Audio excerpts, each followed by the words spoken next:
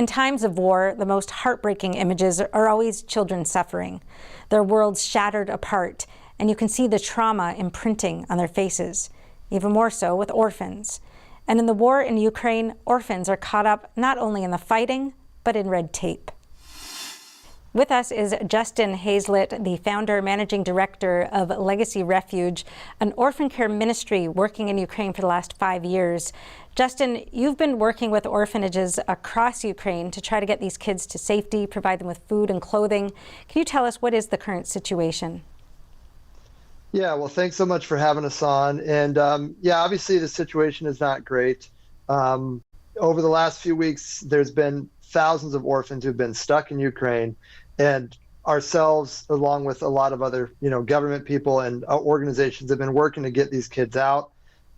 Thankfully, a lot have gotten out, but there's still some that are stuck in there, and directors have waited too long, and they're kind of stuck in with the war now. And some of them have no hope to get out presently, and some of them are en route.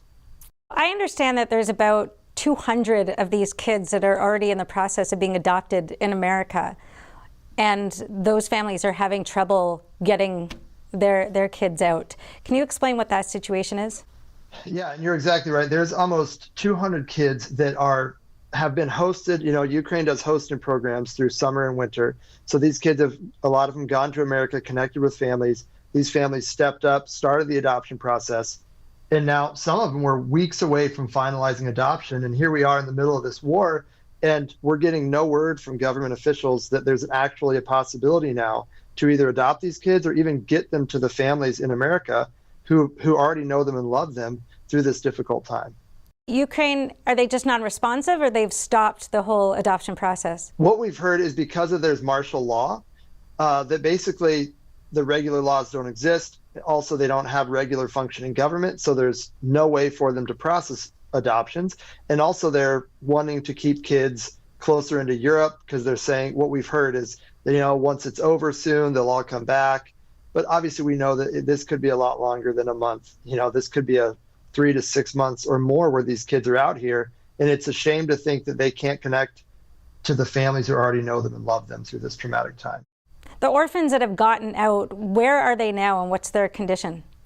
We've heard various stories. Some are in Poland. We've heard there's, this massive 9,000 to 10,000 orphans in one facility. There's some that are spread out all over Germany, Poland, Hungary, Romania, all in various conditions. One group just got out and we heard they had barely any food or clothes. So we were able to provide, a donation towards that. But it's all really just unknown, and these kids are in these kind of holding facilities. Some are good facilities, some are not good, and they're just jammed in there. And right now they're not even allowing volunteers or helpers to come. There's guards at the gates, and it's really not an ideal situation for kids who've already gone through trauma and now they're facing more trauma. Who are these kids? I mean, what kind of ages are they? I understand it's not little babies, but older kids? Yeah, a lot of them are older kids. I mean, we have connected with a group that even had some as little as 3. But mostly kids who are in this adoption process are anywhere between 6 and 15 years old. And are the families that have already a relationship with them, are they able to communicate? Thank the Lord for phones now, because a lot of people are able to communicate to their kiddos through phones to at least know they're okay. But the conversations I'm hearing my friends talk to their kids about, it's saying, hey, we're fighting for you. We're trying to figure out how to come home to us, but there's just no way to do it right now. And is the U.S. State Department helping at all? I'll be honest with you, no. Any messages we've gotten that are coming from the State Department to the adoption agencies, it's basically just completely discouraging news. Like, no, you can't do it. There's no way to get them here for hosting. There's no way to adopt them. It's just basically every time you read one of the updates of communication, it's super discouraging and a hopeless feeling. Are there people pressing the State Department? Do you know why they're not helping? I think there's, and I'm not an expert, but, from what I've heard being involved in this for a few weeks is that, first of all, there's no Ukrainian government saying yes. There's a blockade there. And then there's no pathway as a visa to America yet either. So it's just like there's some red tape there's no clear path that we're not seeing through. And meanwhile, these kids already have families who love them and know them, want the kids there, they're welcoming, they want them, but there's red tape somewhere along the lines. It's just blurring it and not making it happen.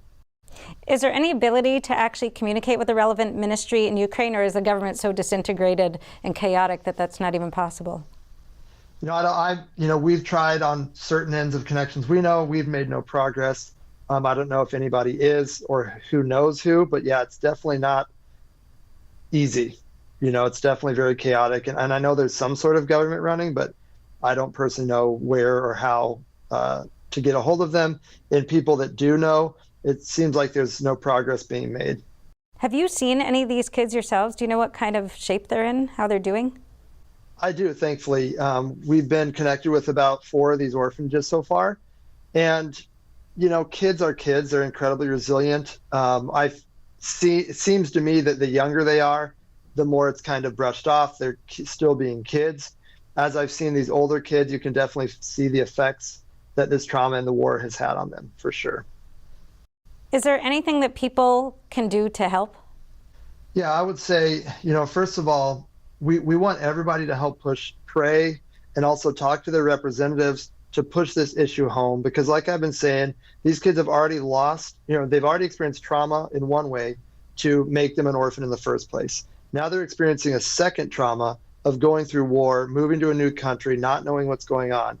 We cannot let these kids who already have a hope of a third family have that trauma of losing that opportunity as well. So we want to ask you to share this video, pray, talk to your local representatives so that we can make some progress and eliminate this red tape to get these kids home to their families, whether it's just a temporary time to, while this war passes so they're safe with a loving family, then they can go back and finish the adoption process, or whatever the governments need to call it. Let's get these kids to the family so they can be in a healthy, healing place so they don't have more trauma compounded on top of what they've already had. Are you also looking for monetary or material donations to support the orphans? Absolutely, yeah. Like I said, we had about 200 orphans that came out that we donated so they could get food and clothing. We're setting up locations and teams here to help care for kids, not only now, but the next 2 to 3 to 6 months. And after that, once Ukraine opens again, we'll be going to rebuild and be a part of the orphans' lives there for years to come. So we have a fund going right now. It's legacyrefuge.org/crisis, where you can donate. And like I said, we've been doing this for 5 years, and we're here for the long haul in these orphans' lives. Justin Hayslett, thank you so much for joining us today, and really good luck. Thank you for having me. Be sure to watch the entire episode, available on epochtv.com, a new completely censorship-free premium subscription platform, brought to you by the Epoch Times. See you there.